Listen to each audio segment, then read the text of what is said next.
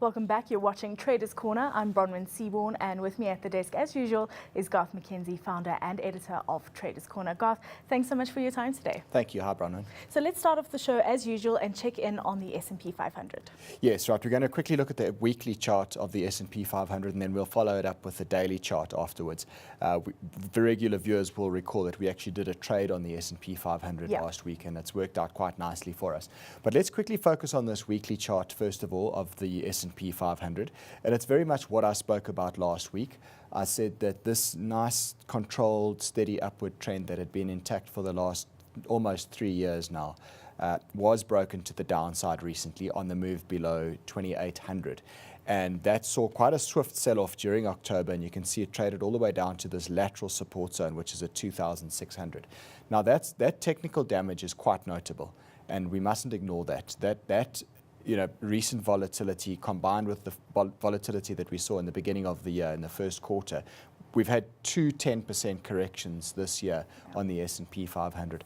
And that type of volatility, the emergence of that kind of volatility, very often does occur at a market top or at a point where a bull market is very mature. And the fact that we've broken down below that upward trend is also a warning sign to me. Now, what's happened over the last 2 weeks is you can see the market actually has rallied up off of that 2,600 lateral support, and it's rallied up to retest the underside of what was previously that upward trend.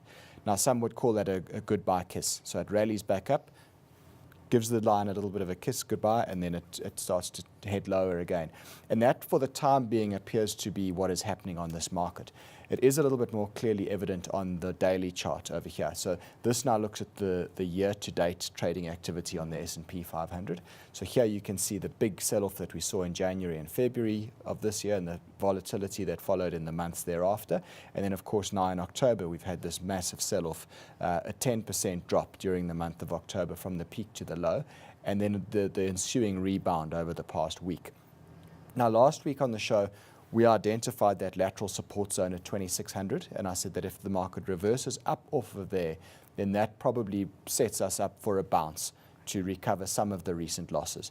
And I suggested at the time that what we could see is a move up into this black boxed area rather, which is between the 50% and the 61.8% retracement of that recent move down. So what I mean by that is if you take the entire move down from the recent high to the recent low, and then you measure that up again, in terms of percentages, we're looking at a retracement between 50% and 61.8% of that recent drop. And you can see it's moved up into that area quite nicely, and it's now reversed, and it seems to be consolidating again after this recent bounce. We went long at 2,655, and we did that in the quantity of $3 per point. So we're talking about $7,500 odd of exposure that we took to the S&P 500 there. The stop loss was below 25.90, and we were looking for a move up to the target of 2,800, which was the 61.8% retracement of that recent low. Now, as you can see, it got to that 2,800 level quite quickly last week. I did send out a tweet, I think it was last week Wednesday, to say that we're banking profits on this trade now, and it's worked out quite nicely for us. So we sold out at 2,800, and that enabled us to bank a profit of $435. So a nice quick trade all in all. I mean, it took us just over a week really to actually make that profit. And so far, so good, because the market's come back down again, and it's looking as if taking profits at that area was now the right thing to have done. A nice little boost then for our offshore portfolio. But let's come back home and take a look at what the chart of the top 40 future is telling us. Yes, so here's our December top 40 future. Obviously, this is a continuous graph. So these futures trade every quarter. So you've got futures expiries in March, June, September, and December. Now, we're showing the December futures contract here, but what the graph does is it actually joins all the futures contracts together to make one continuous graph on the top 40 future. And what's really the notable and dominant feature on this chart is the fact that we had that big break below 49,000. You can see how that was a major zone of support throughout most of this year, actually. And in October, the market broke down below 49,000. That also happened when Naspers broke below 3,000 Rand a share, and we flagged that quite clearly in the beginning of October. And it saw a very aggressive sell-off to the downside. We traded all the way down almost to 44,000. Now, the market has bounced in the last 2 weeks. We flagged this as a likelihood that it would probably bounce to retest the underside of that 49,000 resistance area. And when it got there, that would really be the big test to see whether the market was able to recover that 49,000 level or whether it would fail there and then turn lower. Now, as it turns out, the market's come back down, as you can see. So what happens here is what was prior support breaks to the downside, and that what was prior support now becomes resistance into a rally. And hence you can see very clearly that that 49,000 area was very sticky for our market last week, and we've seen it coming down now over the last couple of days. Now, if I take that move up from the recent low, which was approximately 44,100, up to the recent high just above 49,000, measure that now, and you get a 61.8% retracement of that rally, which comes in at around about 46,000, which is a nice round figure, and that's where the market is currently grappling with some support at the moment. We're trading pretty much exactly at that 46,000 area as we sit here right now. So it's going to be important for the market to hold that level and to reverse up off there if we are to have a chance at another move to the upside. If it cannot hold 46,000 and it breaks below there convincingly, then I think there's a reasonable chance that we're actually going to go back down and retest those prior lows from the middle of October. So I think we've got to watch very carefully what happens around this 46,000 area this week. So we'll be keeping a close eye on that. Then let's go into this week's trade, because you said last week that you were so happy with our local portfolio, you might not really look at tinkering with it too much, but this week you're going into Netcare because you believe there's some value there. So walk us through the rationale and why Netcare is offering value right now. Yeah, well, I wouldn't say value really. That's more of a fundamental concept. We very much focus on our technicals here. On this show. So whether there's value in Netcare is debatable. What I like really about it is the range-bound trading activity of the stock here, and that's what gets my attention. You can see that it tends to do this. Netcare often finds these trading ranges, and then it gets stuck in a range, often about 1 Rand to 1 Rand 50 in breadth. Now, that is quite a nice tradable range. You know, you're talking about a stock that is 25 Rand. So if you've got a 1 Rand to 1 Rand 50 trading range, then you're talking about a move of 4 to 6%, which is nice and tradable. Presumably, if you've got low enough transaction costs, which we do through the CFD trading platform that we use, you can actually make nice money. And you can almost treat a stock like this as a nice bread and butter trading stock. There's lots of liquidity that trades through Netcare. I mean, it's a stock that most days trades in excess of 4 million shares per day. So plenty liquidity and enough movement to also capitalize on the fat that is offered by the trades. So there you can see throughout October, it traded a range between 23.50 and 24.70. It then kicked up into November, and it for now appears as if it's found a new trading band between 24.70 and 26 Rand. And if we fast forward now and look at an hourly chart of Netcare, there you can see that more clearly. What I mean by an hourly chart is that every candlestick pattern on this graph represents 1 hour's worth of trade. This graph is actually taken directly off my IG Markets trading screen, and you can do that. You can manipulate the graphs looking at different time frames and whatnot. So what I've really identified over here is this most recent trading range where you can see between approximately 24.70 at the lower level here up to about 26 Rand.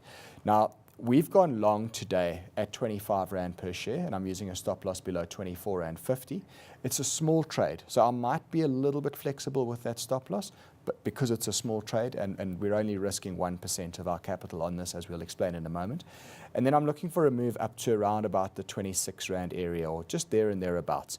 These lines on the graph actually show the trade that I've done. So there you can see the entry at 25 Rand, and I've actually got a sell order in right now at 25.80. But I may manipulate that a little bit depending. But for now, while I'm not sitting at my desk, I thought, let's just put it in, and I don't want to be too greedy to get the exact top of the range. If I can get the rump of that range, then it's a worthwhile trading range, as it were. So yeah, so we're long from 25 Rand. We're looking for a move up into the upper half of that trading range. Okay, so then let's look at the details of the trade. All right, so we're long from 25 Rand, as I mentioned. Stop loss is 24.50. That means that the risk per share that I'm assuming here is 50 cents per share.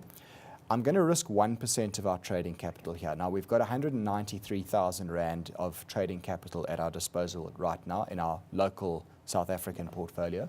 So 1% of that is 1,930 Rand.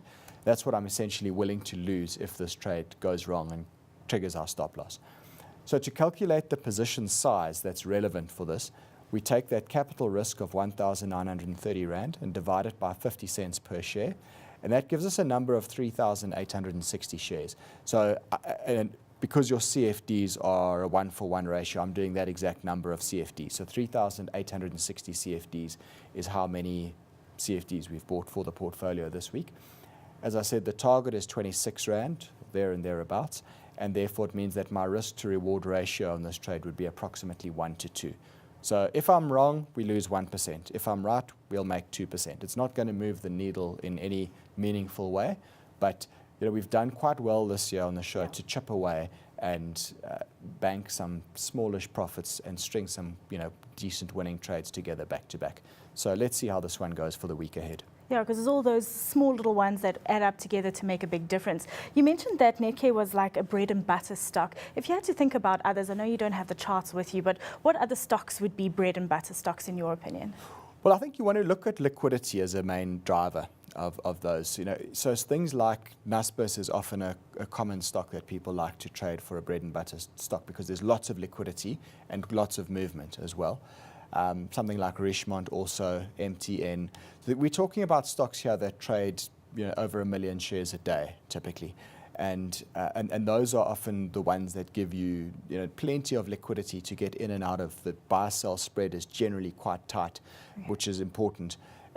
Those are the types of shares that you would want to look at if you're looking for a bread and butter stock that you can trade very regularly to try and take advantage of any movement.